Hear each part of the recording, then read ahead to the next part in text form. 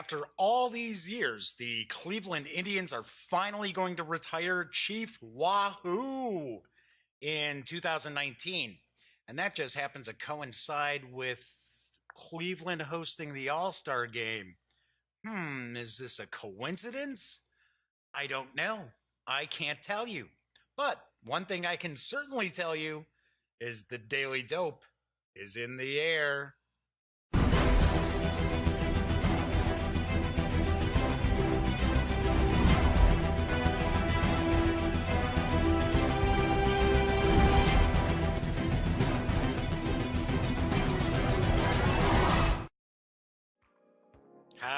Howdy, gang. Jeff McAleer once again, and I am your host here at the Daily Dope, as well as a grand poobah over at thegaminggang.com. And I did open with a little crack about the Cleveland Indians, and I don't have a beef really with the team, seeing my Cubs were able to dispatch them in the 2016 World Series. But I do find it interesting that they're getting rid of their big grinning Native American emblem, their logo, for 2019. And I noticed that earlier today, and I know some people have commented, because sometimes I'll wear jerseys, and I have quite a few Blackhawks jerseys, so I'll be wearing a Blackhawks jersey. And I have had a couple of emails, people asking, well, isn't that a little offensive? And, the Blackhawk tribe here in Illinois, the Native American tribes that are here in Illinois have a pretty good relationship with the Chicago Blackhawks, and they really don't have an issue with the logo. I know there are some other tribes around the country that do, but, the Blackhawks don't represent, Vancouver or, LA or anything like that. But you may be thinking, well, geez, Jeff, why are you talking about baseball? Well, I will have a baseball news item a little later on during the news segment. So welcome aboard. Happy Monday, everybody. Today is January 29th. I had a big weekend of gaming. That was pretty cool. Had some fun.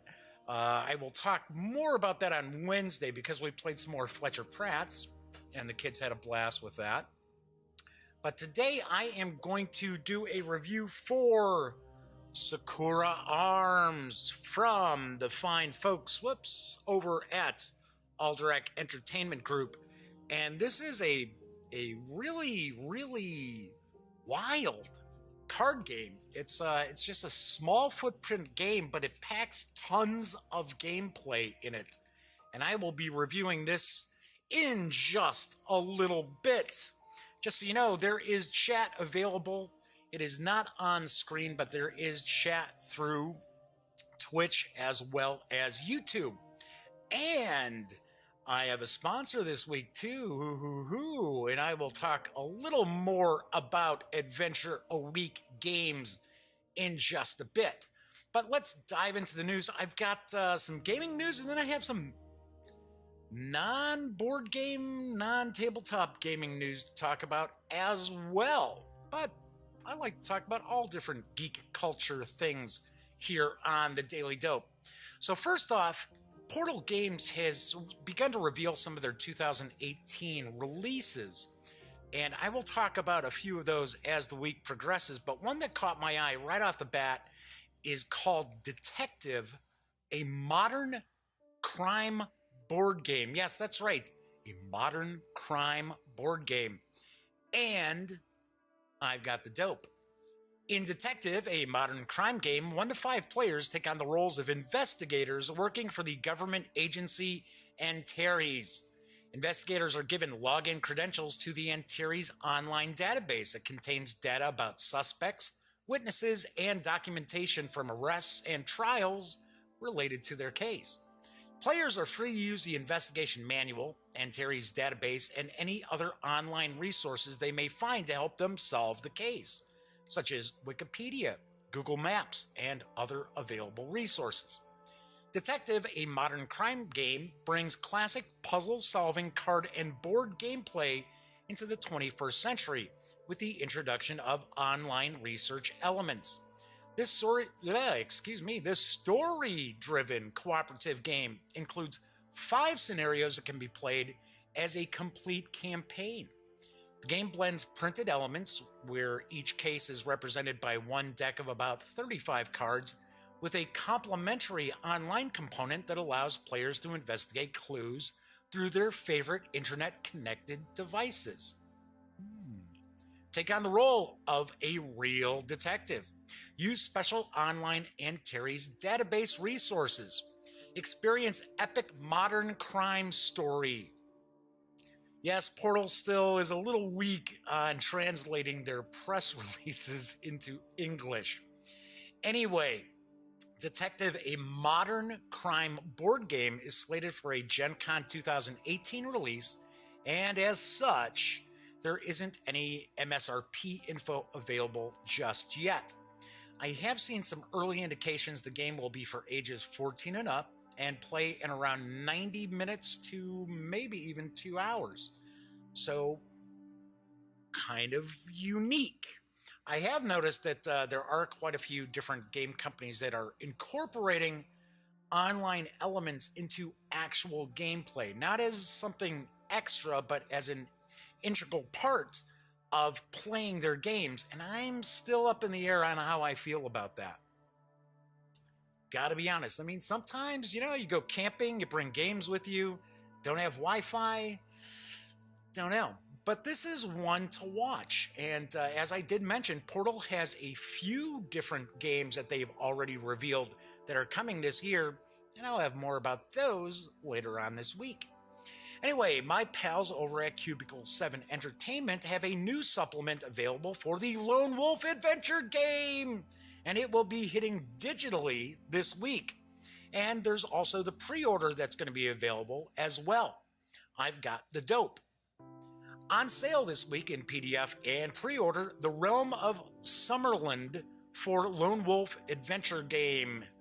Home of the Kai Order, the great city of Holmgard, and so much more are included in this supplement. In this exhaustive setting guide for the Lone Wolf Adventure game, you'll find a detailed history of this most essential region of the Lone Wolf world. You'll discover detailed city maps for 7 of Summerland's greatest cities, with hundreds of locations to explore. Beyond the cities, you'll find detailed gazetteers for the provinces that make up the home of the proud Sumlending people. Sumlending, are they all bankers doing some lending? Dunno. It also includes additional details on the Sumlending Army and Navy, the royal family, Kai monasteries, the Brotherhood of the Crystal Star, Druids and Dark Lords, the calendar of Summerland, and much, much more. This book contains the most complete and up-to-date body of information about Summerland, the heart of Joe Deaver's incredible Lone Wolf setting ever published. Get ready for the greatest adventure of your life for Summerland and the Kai! Although the PDF is going to be available this week, and the pre-order is also going to start, which is a combination of PDF and physical book, I don't have any MSRP info from Cubicle 7 yet. But I am guessing the PDF is probably going to carry a price tag somewhere in the range of the other Lone Wolf releases. So in PDF, probably between about $15 and $20. And I want to mention that I really thought the box set that Cubicle 7 did for the Lone Wolf Adventure game was really, really well done. And it carried a very, very friendly price tag of $30. Very rarely can you find a role-playing product that you can get right into, start playing, have all the supplements you need at your fingertips in a physical form for $30. So I did really, really like what Cubicle 7 did with the system. And unfortunately, Joe Deaver passed away not too long ago. But I have to say, I got a chance to meet him a couple of Gen Cons ago and chatted for a bit, and he was such a nice guy. And if you're not familiar with Lone Wolf, it's really something that introduced millions of people to gaming because they were sort of create your own adventure books. And I want to say there were 28 of them or so published. And I have to also say Cubicle 7 did a really, really nice job interpreting those adventure books into their RPG. So as soon as I've got some info as far as MSRP, I will have that up in a news piece over at thegaminggang.com. Now, I know a lot of people know that I'm always kind of on the lookout for Lovecraftian stuff. That's pretty cool. You say H.P. Lovecraft, I come running. Say it all the time. Now, that doesn't necessarily mean I'm going to like what I see, but I do come running. And I did run across a Kickstarter that's going on right now, and it is for a Lovecraftian RPG. And I thought I would share the news about League of Seekers, or I should say maybe it's the League of Seekers. And here is the dope. As you step from the carriage, your feet striking the cobbles echoes down the dark, empty street. It's going to be a cursed moon tonight, the carriage driver claims, and you follow his gaze to the red-ringed moon hanging above the rooftops. Be careful, he continues. As if on cue, a blood-wrenching howl fills the night. The hairs on the back of your neck rise, and the shadows seem to grow longer. You pull up your collar, grab your musket from the carriage, and head into the darkness. You are a seeker, and it's time to hunt. The League of Seekers is a horror RPG set in an alternate 18th century Europe, around 1762. The Age of Enlightenment has begun. Science and religion jostle for control over the masses. A mad king sits upon the throne of England. Monsters terrorize the peasants in France. The forests of Eastern Europe harbor beasts from folk tales and legends. The Ottoman Empire has begun to lose its grip, and to the south a sleeping god stirs, his dreams scratching at the thin veil that separates reality from the nightmare. The characters are part of a secret society called the League of Seekers, invited because of their skills and knowledge. The characters are set to vanquish the horrors, thwart cults, and banish the cosmic terrors that wish to control the world. The League of Seekers is part Lovecraftian and part folklore taken from the stories of H.P. Lovecraft and the stories and myths of Europe. The setting draws influence from movies like Brotherhood of the Wolf and The Libertine, and computer games like Bloodborne. League of Seekers is already at about 200% funding, and you can still grab a handful of the early bird specials of the game in PDF for $10. After those are gone, it will be $14 for the PDF, and of course, there are other pledge levels for you to be able to get the physical books. The project does run through February 22nd, with an estimated delivery of at least the digital format of September 2018. And I had taken a peek at the Kickstarter. Unfortunately, there's no video for me to show, but it's a bit of a grim, dark Lovecraftian world. Although I do have to point out, in, 1762-ish? The King of England is not crazy yet. So, don't know. Fudging a little history there. But for $10 for the PDF of the core rulebook, could be something worth checking out. Now, I have to point out that if you have been a longtime visitor to the Gaming Gang, you already know that I am a major baseball fan, huge baseball fan. I am a Cubs fan, but I do watch all different teams. Yeah, I always get the MLB package, and just love the game, love watching the game, and I have to admit, there is no PC game that is out there that can simulate the game of baseball better than Out of the Park Baseball. And Out of the Park Developments is preparing this year's edition of that fantastic baseball simulation. And it will be arriving on March 22nd. And I've got the dope. Out of the Park Baseball 19 releases worldwide on March 22nd, 2018. Out of the Park 19 features dramatic 3D enhancements, a redesigned interface, new scouting systems, ultra-realistic artificial intelligence, 2018 opening day rosters, and more.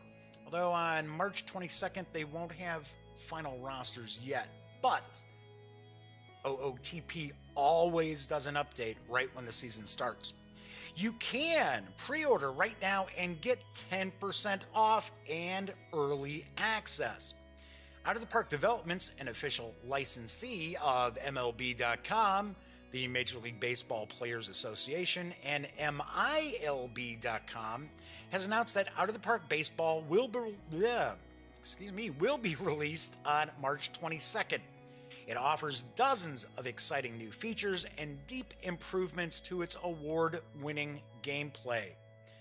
OOTP 19 includes new 3D stadiums and player models with improved on-field movements, including running, sliding, jumping, and throwing. New in-game screen design for an optimized virtual dugout. 2018 roster sets with all opening day MLB rosters, as well as the complete minor league system from AAA to rookie leagues, as well as the Arizona Fall League. All major league and over 1,000 minor league players' ratings will be based on the popular ZiPS player projection system. Also includes 8 international leagues, as well as independent minor leagues in the U.S. There are rewritten scouting reports that give a more detailed and realistic look at players. New tournament modes. Create a standalone tournament bracket and draw any teams in history into it. The possibilities are endless. There's ultra-realistic AI roster management and in-game decisions. The list actually goes on and on and on. There are actually over 800 custom team logos for fictional leagues. There's an improved manager home screen. It's just jam-packed with baseball goodness. And there are more that are going to be announced prior to the release of Out of the Park Baseball. There's even a new online mode that's going to be called Perfect Team, and it will be in an open beta this spring. I'm wondering if that could possibly be along the lines of if you play some of the console sports games, like let's say MLB The Show, there is that online element where you actually have players that you create teams and you collect player cards. And yeah, I'm wondering if that's the direction that they're going in. Anyway, right now you can pre-order Out of the Park Baseball 19 for $35.99, which is 10% off its retail, or its MSRP, I should say. And you'll have access to the Gold Master version on March 19th, which is 3 days ahead of the official release. Now, I do have a real quick teaser video. It's not even a minute long that I wanted to share about Out of the Park Baseball 19.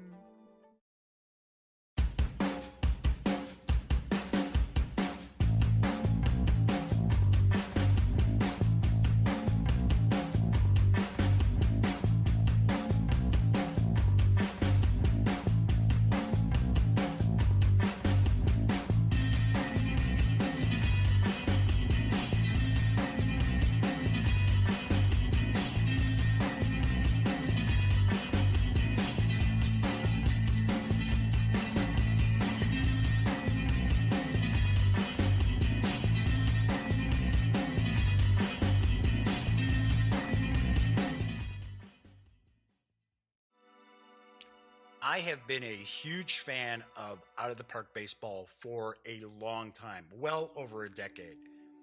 And I love this game. It is anybody who ever wanted to be the general manager or the manager of their favorite major league team over the years will really, really dig this. And I swear the coolest part about this, not only that you can simulate the upcoming season, but every season in baseball history is included in this game. It's amazing. And you can set up your leagues, and you can set up historical leagues. You could do the entire history of baseball and simulate it if you want to. And over the years, I have done tons and tons of simulation. I could probably have an entire episode of the Daily Dope devoted to Out of the Park Baseball, because I have played it so much over the years.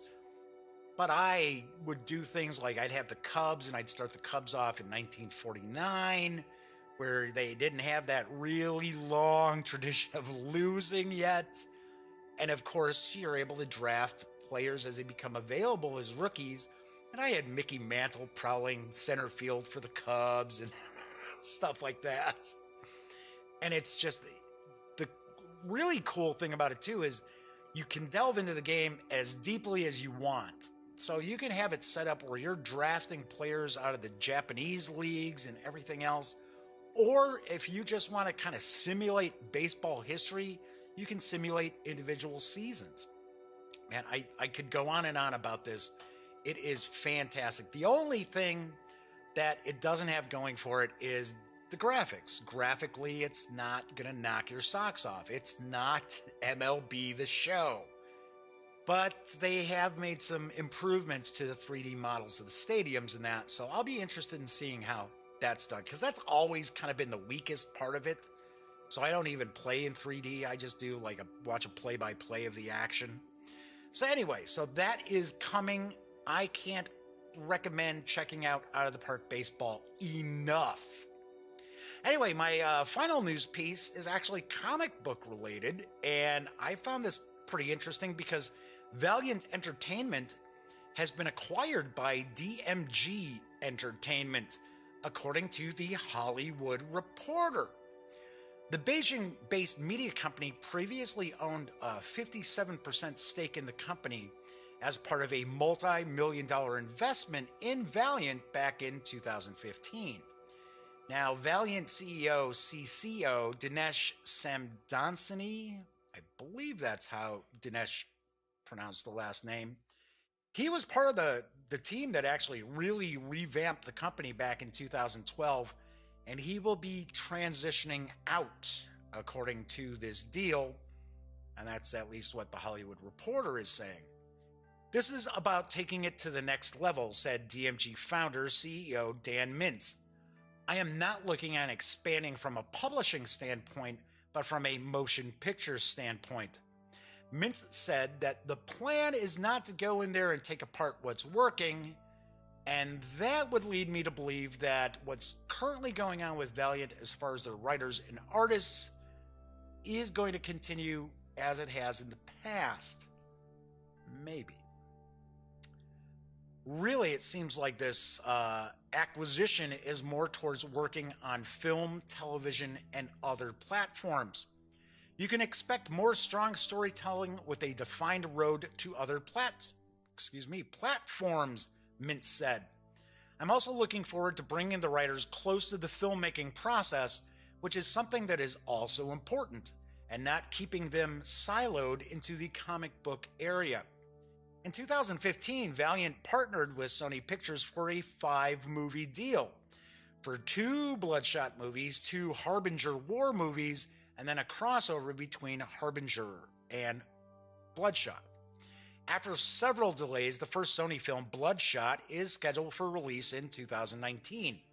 Valiant has also announced plans for movies based on Shadow Man, Exo Manowar, Archer and Armstrong, and Quantum and Woody, with various production companies, and a second life of Dr. Mirage is in development for television.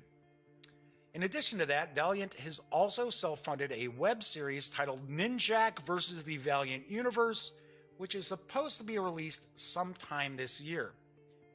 The Hollywood Reporter claims that Valiant is the number 3 publisher behind Marvel and DC Comics, as determined by the number of characters it owns.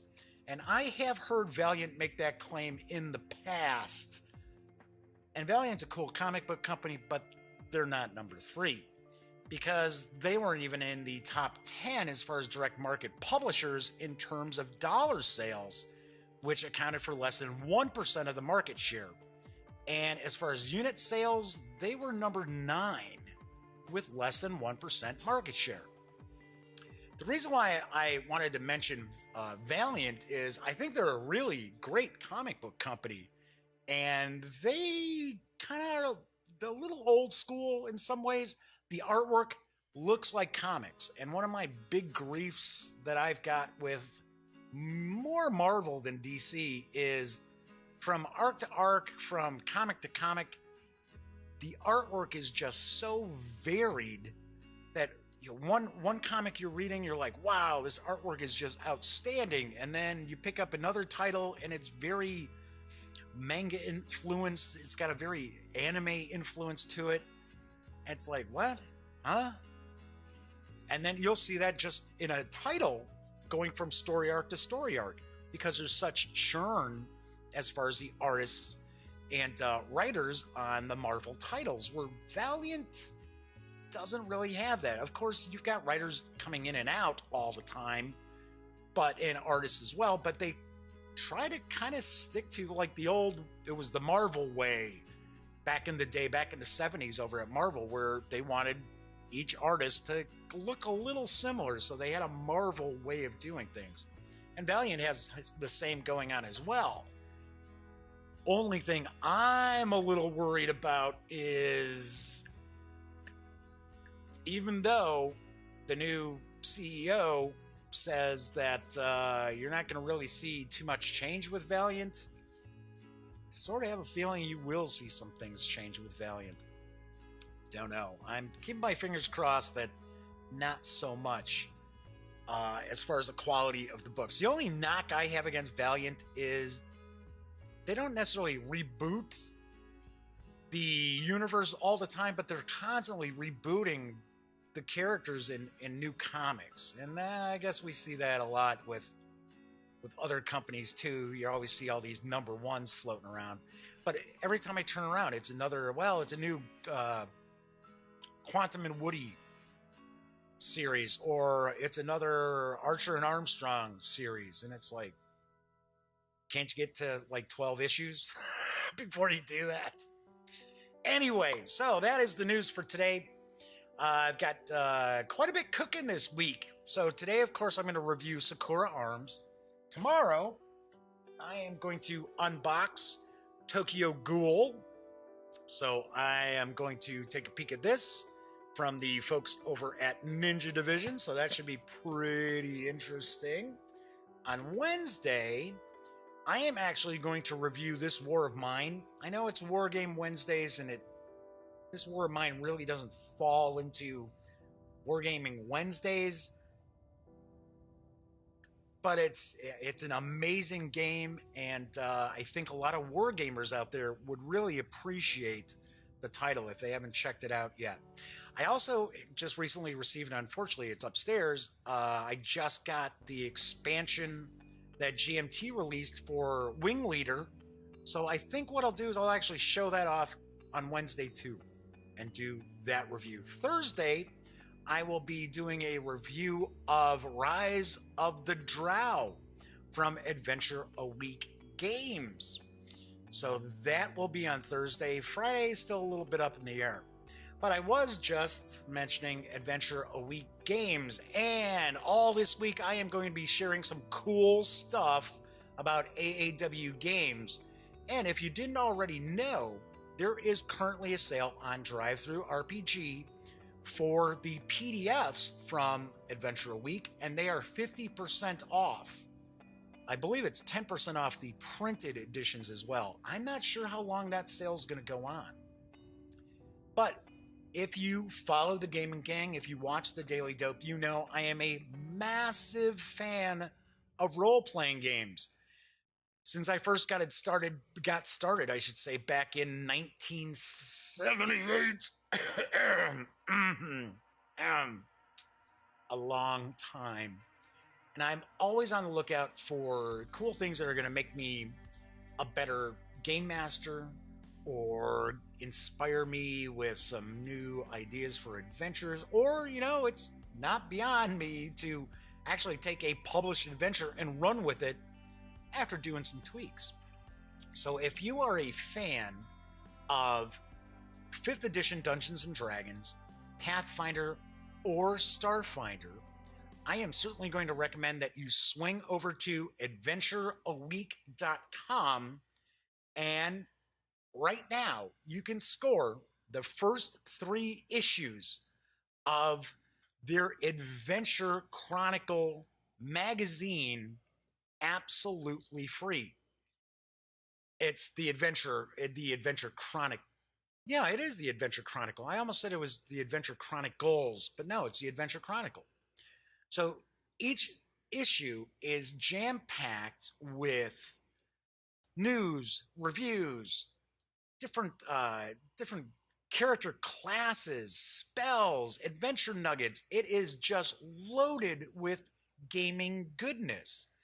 And right now, you can get these magazines absolutely free. That's right. Normally, they're $8.99 per issue. But right now, if you go to adventureaweek.com, you can get the first 3 issues, which there are only 3 issues out right now. But you can score all 3 issues absolutely free. So by all means, swing on over to adventureaweek.com. I recently reviewed Snow White from them. I thought it was phenomenal, although it's not a brand new title. It's not a brand new supplement. I think it was 2016 it came out.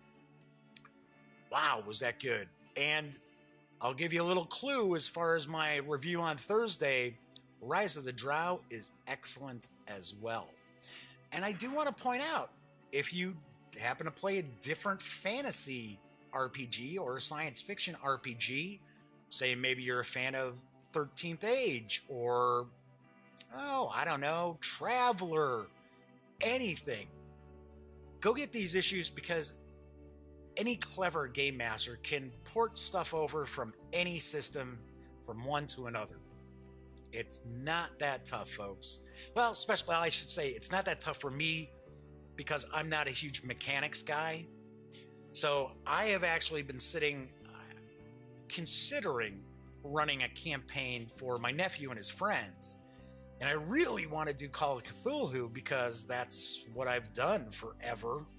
And I know Elliot Miller, my best friend from voiceofe.com, is certainly going to be part of it. But then on the other hand, I kind of sit there and think, you know what? I wouldn't mind doing a fantasy campaign. So I am kind of bouncing this around, and I might do 5th edition. I'm not sure. Of course, it would be Jeff's modified 5th edition, because there isn't a single game system out there that I've ever run that I didn't just kind of bash apart and put my own little things in, or toss things out that I wasn't a big fan of. So yeah, I'm kind of up in the air on that. So I am going to get some inspiration from Adventure a Week. I can tell you that for sure. Anyway, so as I mentioned before, I do have a review for Sakura Arms today, and we will swing on over to the other camera. I've got this kind of set up, and I do want to point out, yes, I'm wearing glasses today. I tend to wear, well, I shouldn't say tend, I wear contacts constantly, and I wear extended, wear contacts. And every once in a while, I like to just take the contacts out and give my eyes a break for a few days. Because even though, you clean the contacts and all that other stuff, your eyes kind of start bugging you. I don't think it's good for your eyes to have contacts in constantly. So anyway, I just wanted to mention that. And I apologize if some glare is popping up off the lenses too. So these aren't exactly super expensive glasses. So anyway, Sakura Arms is a Japanese game. It's part of their Big in Japan lineup. In fact, I will place the box right here for just a second as I kind of talk about this a little bit. It's designed by Bakafire, which is a pseudonym for the designer. The designer's name really isn't Bakafire. With art by Tokiyami. I think it's Tokiyami. I'm sure I'm wrong. I'm just taking a guess. It's a 2-player dueling game. It's a fighting game. And I have to say, when I first got this, just taking a peek at the box, I thought, oh yeah, okay, so it's going to be this kind of quick little, because it even says that the game only takes 10 to 20 minutes to play. I thought, oh yeah, okay, of course, this is going to be a quick one. This will be pretty easy to just zip on through. And I gotta be honest, there's a lot going on with this game. And I have played this game well over a half dozen times. I think 8. We've played it 8 times. And I am still wrapping my head around the different goddesses and the cards that they utilize. So let me grab a sip here. So effectively, what the game is each of the players will have 2 goddesses, 2 Megami, I believe is the pronunciation for these characters. And each of the Megami have decks of cards that you're going to utilize. So there's a little bit of a kind of a, I was going to say a mashup kind of element, kind of like in Smash Up, right? If you've played Smash Up, that hit AEG card game that kind of came out of nowhere for a lot of people and just kind of took the world by storm. There is a bit of that element where you're going to actually be combining 2 characters as opposed to 2 factions in Smash Up. So in the core game, which I believe this is all that's available right now, Sakura Arms came out, I want to say mid-December, late December, at least in English. It's been out for a bit for the Japanese language edition. So you're going to have these 7 Megami, and each of the players will be able to select 2 of these. And of course, each of the Megami has their own advantages and weaknesses. And one of the tricks of learning the game is kind of getting a grasp of who's good at what and who is weaker at other things. So, excuse me, let's get a little closer look here at this Megami. And one of the things right off the bat I'm going to mention about this edition, and it is something that I'm not overly keen about, is the size of the font. The font is really small on these cards. Now, okay, if I were 15 years old, yeah, I could probably see them a little bit better, but I swear, even popping on reading glasses, it was still tough to make out some of the text. And I will show you on each of the cards as well how really tiny the text is on this little certain portion. So yes, that was a bit of a bummer. And as you can see, there's plenty of real estate to have gone with a bigger font on this card. So each of the players is secretly going to choose 2 Megami that they're going to utilize in the duel. If you have only 1 copy of Sakura Arms, then of course you're going to each select 2 from the 7. But if you have 2 copies of the game, then of course you can choose from any of the 7, any 2 of the 7 from your copy to play with. So these are the Megami, and these are Chiro-sized cards. I like the artwork too. I like some of the heavier inking on these cards.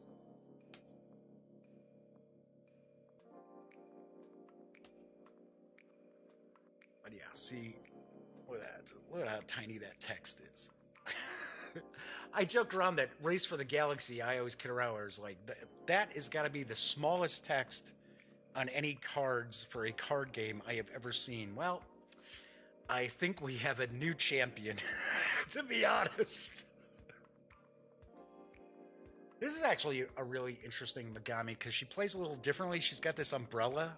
So if the umbrella is open, she plays one way. If it's closed, she plays a different way. Pretty wild. It's just kind of taking a peek through. As far as this review, I am just going to kind of touch on some things. I'm not going to go into a whole lot of depth because the game plays the same. I mean, it's not as if the rules change or anything. But there is so much interaction with each of the cards from each of the Megami that me sitting here and you know, going through it like an entire like round of the game probably will not make a whole heck of a lot of sense. And I also want to point out that I am still wrapping my head around how a lot of these Megami work together in tandem. I'll admit, my nephew Cameron has been kind of shellacking me at this game when we play. Not to say I haven't won at all, but, and I think part of the reason is I left it over by his house. And although he said, oh no, he didn't look through the cards, I know he looked through the cards because they weren't in the right order. So, and I know I didn't put them that way. Okay, so what they'll have is you've got this board. And let's see if I can pick this up without sending everything flying all over the place. And it's two halves that you're going to put together, and each half is identical. So each player is going to have an area where their life is located, and I like these little cherry blossom tokens here. These little wooden tokens. These are cool. I thought that was a nice little touch. And I do like the board. I like the layout of the board. Once again, it's really small, and the text on it is very small as well. Other thing I wasn't all that keen about is it's kind of a jigsaw cut. So as you can see, it's kind of off-center a little bit, how it lays out. I would have preferred if they had just done a straight cut across, and you just line the two boards up. And the reason is because when you take this apart, because of the way this is cut, lift it up, kind of show it off a little bit again. Right here in the center, the way it's kind of cut, I know after repeated play, the edges on this are going to just start coming apart. You know, I was like, huh. I'm a little surprised because I can tell already just from taking this apart a few times that that this paper is kind of coming off the rest of the cardboard, and that's kind of unfortunate. So anyway, so the board is broken up into different sections. Now this is your distance. So your starting distance is at 10, and you can move forward and back. And the importance of moving forward and back is that you'll have these different cards that are attack cards, and they'll have a range. And sometimes it may say 3 to 6. So you have to fall within that range to your opponent to be able to use that attack. If your range is only 2, you can't play that card. So we've got this. We've got another area called Shadow. And this starts out with nothing in here. But as you spend your points, you're going to actually have points go into Shadow. You're going to have points going into Flare as you take damage. These don't have a maximum. So you can have as many as you want. Here we have the Aura, which is kind of like your defense, kind of like a defensive shielding. And everybody starts off with 3. And then we've got your life. Each player is going to start off with 8. So once you have selected your 2 Megami, each of the Megami has a deck of normal cards as well as a deck of special cards. Yeah. There we go.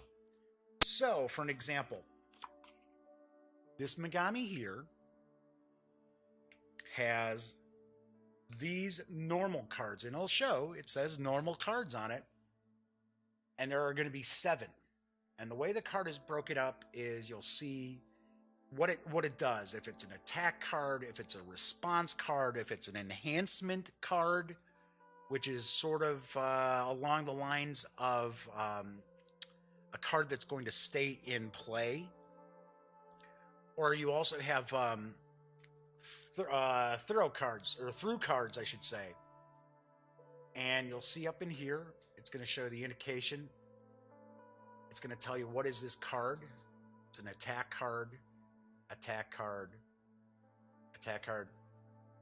Then there's like kind of like a subheading for the card So that's what the card is, and there's a little subheading of the card. And there is some variation in the coloring of these cards, but it's very slight. So for someone who would happen to be colorblind, you're going to have to really, really depend on these icons here, as opposed to the color. So for an example here, it might even be a little kind of tough to make out. See, there's just a little bit of a variation there. And then as an attack card, as I mentioned, you got the range. You're going to have down here, that's going to show how much aura or health damage that this card does. You'll see cards also have keywords. So for an example, keyword is trap. And then you'll have some text talking about what is the effect of this card, what happens with this card when you play it. And once again, as I mentioned, I mean, that text is really small. And look at all that real estate that they could have used to make that easier for people to read. But then you'll look at a card like this. It's like, okay, well, it's like packed in there. So yeah, it's kind of, I don't know. Then you've got different iconography, which you've got in the book. I'll show you in a sec. And it took a little while for us to wrap our heads around some of the iconography in that. So there we go. So these are the normal cards. So there are 7 normal cards for each of the Megami. Then there are 4 special cards. So these are like really powerful cards, because usually with a normal card, it doesn't cost you anything to actually use that card to play it. These special cards are really pretty powerful, kind of like dropping the hammer on the other player, or really doing something really cool for you. So we see that we've got the 4 special cards. So you've got the 7 normal cards. It's up here. You can see them, right? So you got your 7 normal cards. You got your 4 special cards. Now remember, you've got 2 Megami. So that means you've got another 7 normal cards. We're going to go look through.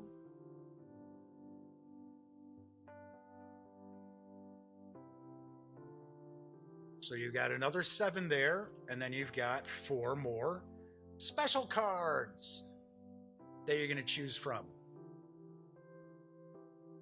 So out of 14 normal cards and 8 special cards, you are going to create, get ready for it, a 10-card deck.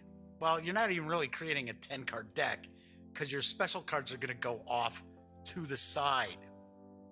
So you're actually going to decide what normal cards you want to utilize out of the 2 Megami to have available to you, and then you're going to have to decide on 3 of these special cards that you want to be able to utilize in the game.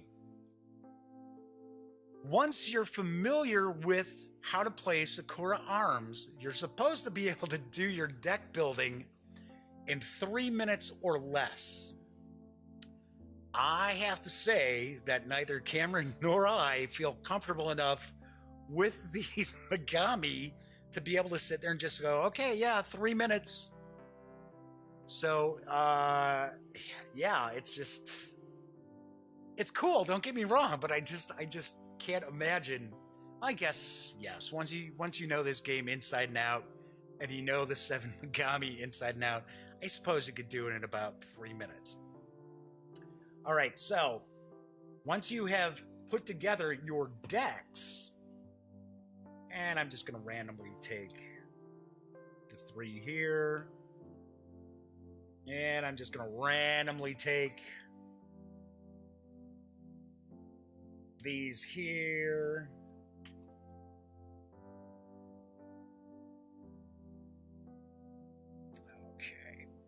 was that 7? 1, 2, 3, 4, 5, 6. No, one more. Let's go. And of course, with most card games, I recommend you sleeve these. I've had these in sleeves, but I noticed the sleeves I use just pick up way too much glare. These even have a little bit of a sheen to them. But the cardstock is nice. Pretty good cardstock. No complaints about the cardstock. Right, so you're going to have your 7. You're going to have your 3 special. So the 3 special cards are going to actually go... let's push this up. You're going to have these in front of you, and they're going to be face down. So your opponent's not going to know what special cards you've selected, and you're not going to know what special cards they've selected. Just kind of give you an idea. These are all the Megami that I didn't have selected. Here's the one character who it's, hey, umbrella's closed, umbrella's open. The only character, that you use another additional card for that you kind of have off to the side. Right, so those were those. And of course, your opponent would have already selected their 2 Megami, and they would have gone through and picked their decks. So the thing that really kind of sets this apart is, and then I should point out, you also have a card here. This is your Vigor. And you start off with 0 if you're the first player. If you're going second, then you get 1. And you would have this over here. And of course, when you get it, you're just going to mark it, indicate it with these little cherry blossom petal tokens, which I believe in Japanese, the original title of this game translates into something along the lines of Battle Underneath the Cherry Blossom. Something along those lines. I don't know. I treat English like a second language. Come on, give me a break. Right, so we've got the special cards. You'll have your normal cards. You'll have this off to the side, and it's two-sided. Just like so. Kind of use this as an example of play to kind of help you out a little bit. Now, there's a flow of a turn right here, too, on the board. Each player has it. Once again, it's very small. So it's a little difficult to kind of make out. It's not terrible. It's not horrible. And once you understand how the game plays, then you're fine. So anyway, so you're going to start off, you're going to draw 3 of these cards from your deck. That's going to make your initial hand. Now, the interesting thing about this game is that you don't necessarily play your cards all the time for what the cards do. You have basic actions that you can perform using these cards. So you can actually add 1 to your Vigor. Now there's things like Flair and Vigor, and those are spent. Those are used to spend. Mainly you're looking at for your special cards. And Flair is kind of interesting too, because the more you get pounded on, the more flair you start to gain. So this has kind of almost like a side-scrolling arcade brawling game feel to it as well, because as you get beat down on, you start getting the ability to unleash more powerful cards from these special cards. Oh, I'm sorry. I'm showing off normal cards. Special cards are down here. All right. So anyway, so you would have the 3 cards. Now what you can do is you'll follow the turn. So you got a beginning phase where you'll gain 1 Vigor, but that's not in the first turn.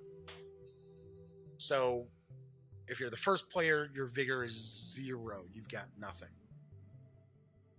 Next thing you're going to do is, if you have an enhancement card, your enhancement cards will have little counters on them. And you will actually remove 1.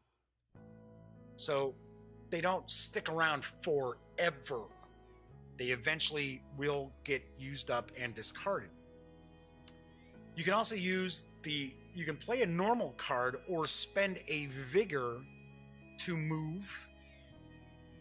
So you can take an aura from your aura. You can spend aura to be able to move forward or back. You can take it from movement here and put it back into your aura.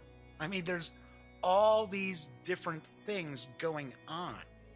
So when you're spending your cards, you can play them as the card itself from your hand,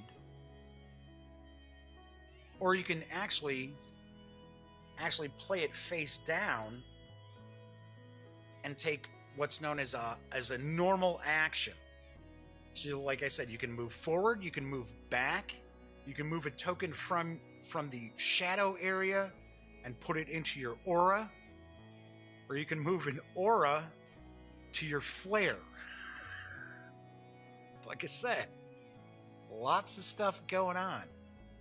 Or you can play the card for what it does and play them as the attacks. And then, of course, you're going to make sure that you read what's going on with the card itself. Oh, here's what it is. I mentioned on the cards, there's like this tiny, tiny print. So yeah, so down at the bottom, it's supposed to be able to tell you which Megami it belongs to. And it's like, what? You're like, can I get the magnifying glass out here to check that out? Thankfully, the artwork on the card makes it really apparent which Megami it is. All right, so anyway, so you're gonna play your cards. You're gonna go back and forth. You're gonna be maneuvering these little cherry blossoms, all the petals, all over the place. And the whole premise is you're trying to get your opponent down to 0 life, just like with most card games, Magic the Gathering, any number of different card games. You're trying to reduce your opponent to 0, and then they're knocked out. One of the reasons why this game will move along pretty quickly is that after you play your cards, so you start off with a hand of 3, you may only have 2 cards at the end of your turn.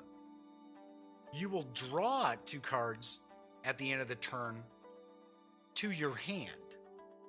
If you can't draw cards, you have to pay in health, basically, to be able to get more cards. You can also reshuffle your deck because you only have the 7 cards plus the 3 special cards. There's only 10 cards that's going on, and the special cards are pretty much one and dones.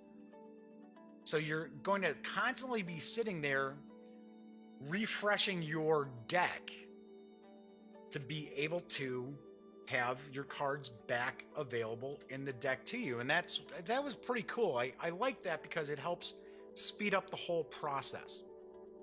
Now, when you're playing your cards, you'll play an attack. Your opponent, if they have pretty much a response card, they can play a response card to your attack. And of course, once again, you're going to have to sit there and you're going to have to check to see exactly, what does the card tell you it does when you play a response. Now, unlike other games, unlike other card games, battling, dueling card games, once you respond to an attack, the attacker doesn't get to play a card. So, for an example, say like in Magic the Gathering, you're going to sit there and you would play a card, and then, my opponent taps his lands or uses mana and however, and they play a card. Well, I can do something to respond to that back and forth, right? Not in Sakura Arms. It's you play a card. If I have a card that I can respond with, I play that card to respond. That's it. So that is a nice little aspect. So you're not kind of sitting there back and forth going, okay, so I'm sorry, which one of these things happened first? What's going on? So you'll just continue along until you wipe one of your players out. Now, as far as these special cards, we take a look at the special cards, you'll see there's a cost. And that's telling you that you need to spend 2 flair to use this card. And as I mentioned before, one of your normal actions is actually that you can move tokens into your flare, but you'll also have some cards which will tell you that your opponent, is ending up having to, they're going to have to, they get flare for you laying a smackdown on them, is basically how that works. So you just continue going through, you're going to play your cards, and as soon as somebody reaches 0 life, the game comes to an end. And one other thing I should point out is that you've got aura and you've got health. And let's grab an attack card here. Okay, so for an example, just showing this. So it's got a 1 and a dash. So that means it would do 1 point of damage to the aura. It does no damage to life. But if you don't have any aura, then you have to spend life. That's another thing that kind of speeds up the game as well a little bit, is that, because you can spend the aura to do different stuff, and then you don't have any aura, and then your opponent busts out an attack. Even if it's doing aura damage and you have none, you got to take it from your health. So that is kind of how Sakura Arms plays. And as I said, if you look, there's all this different stuff on these cards. There are some Megami I haven't even really looked at as far as playing. This is a game that's going to take a bit of time to wrap your head around. And I am the first one to say that I am still not very good at this game. But it is cool, and I really do like it. So, kind of explain how overall what I think of Sakura Arms. Now, like I said, there's a couple of things I didn't care for. Number one, don't like the fact, I meant to show you guys the iconography. I guess I can just hold it up like this. So you've got this page of iconography that shows you, okay, so that, all right, so that's shadow, that's movement, that's flare, and it takes, and of course it's kind of broken up by, okay, so if the card shows red, it's your opponent. If it's blue, kind of purplish, it's yours. But there's attacks that you can like move people closer and push people back, and it's just, there's all this stuff going on in the game, and it takes a bit of time to kind of wrap your heads around. And there's only, how many pages? About 5? A little more than that. 1, 2, 3, 4, 5, 6, 7, 8. Okay, so there's 8 pages of rules. And reading through the rules, you kind of get an idea of how to play it. But it's one of these games you got to really start digging into and playing before you start to understand it. There's still, like I said, there's still things that I'm kind of wrapping my head around a little bit. But I know that it's just a fact that I haven't played the game enough to really be like, oh, okay, well, then I want the green Megami, and as they have kind of like names. I want the green and the blue, because those work so well together. I haven't played it enough. So, as far as the things I'm not overly keen on, yes, the small font, small type font kind of bug me a little bit, because a lot of times playing it, I have to kind of like take the card and go, okay, kind of like, not that close, but you know what I mean. I have to, okay, all right. Whereas other card games, no, you easily see what the print is on the card. The other thing I wasn't real keen on was the way the board is constructed, the little jigsaw cut, as I mentioned, where it'll kind of, I can tell that board's not going to hold up to a lot of play. That kind of stinks. But outside of that, yeah, I actually dig the game, and it's funny because one of the things I dig about it is I want to play it more so I understand it better, and maybe I can win a little bit more than I have been. But just the things that you can do. I mean, most of the time in card dueling games, you're just playing the card for what the card does. It's an attack, it's a defense, it's some sort of a spell, it's like an enchantment or something. Oh, it's a special weapon, what have you. With this, you're actually playing cards that do some basic actions. You're using it to kind of move up, move back, get in range, get out of range. You're moving the little cherry blossom petals all over the place. So I found that really, really unique. It's very, very different. And it does play pretty quickly. Now, I got to admit that the games we're playing are taking about 20 minutes to finish up.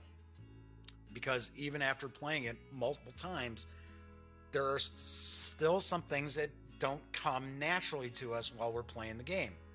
And with a card game that's got some depth to it, some meat to it, that's understandable. Magic the Gathering, nobody that I know of ever sits down with Magic the Gathering and plays a couple of games and says, okay, yeah, I know what's going on. I got this easy.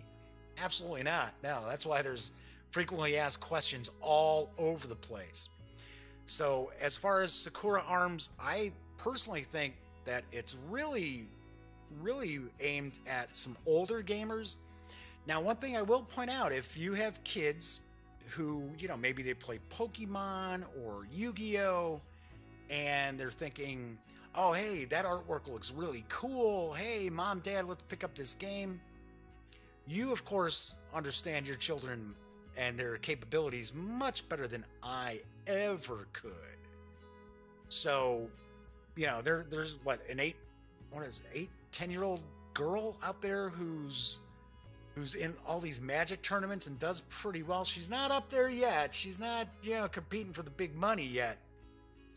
So, your child may be like that. You may have a child out there who, Pokemon is kind of like taxing their gaming capabilities at the moment.